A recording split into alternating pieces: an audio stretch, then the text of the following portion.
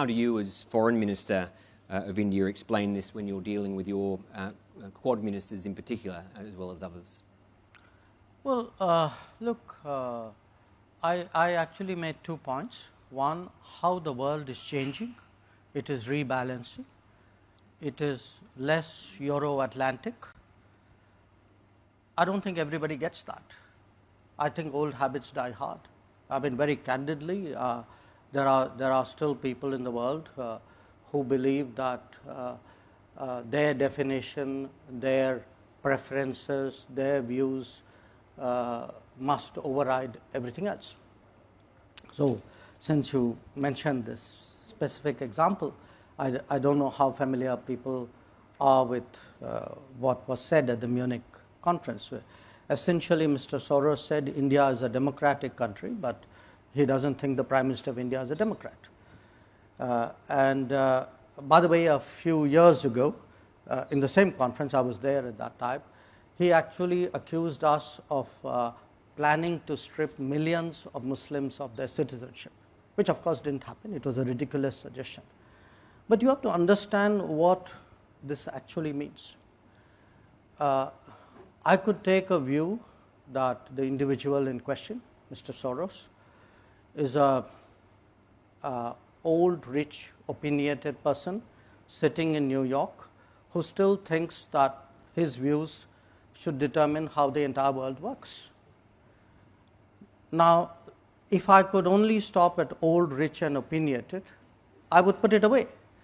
But he is old, rich, opinionated and dangerous, because what happens is when such people and such views and such organizations, they actually invest resources in shaping narratives. I spoke about globalization.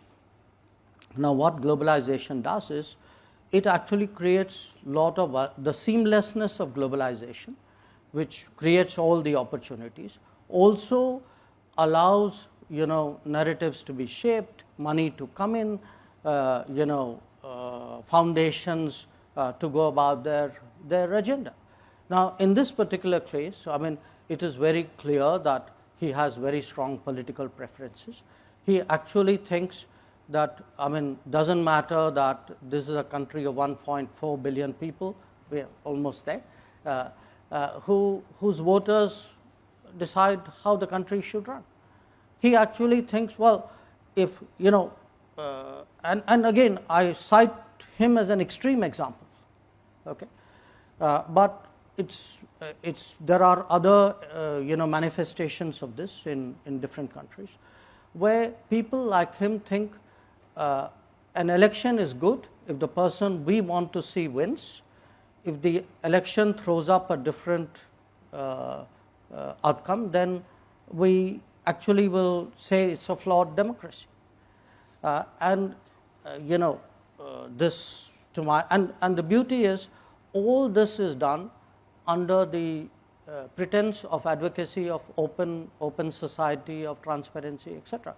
So, our generation, we have grown up with concepts like regime change, which influence operations.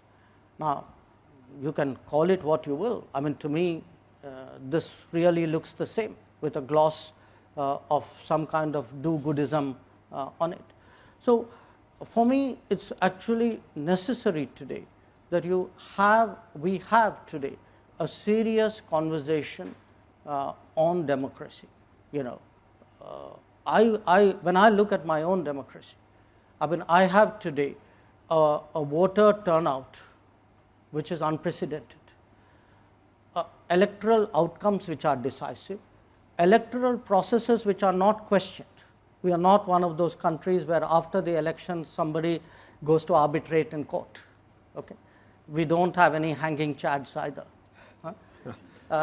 And where you actually say, I will sit in judgment over the verdict of voters.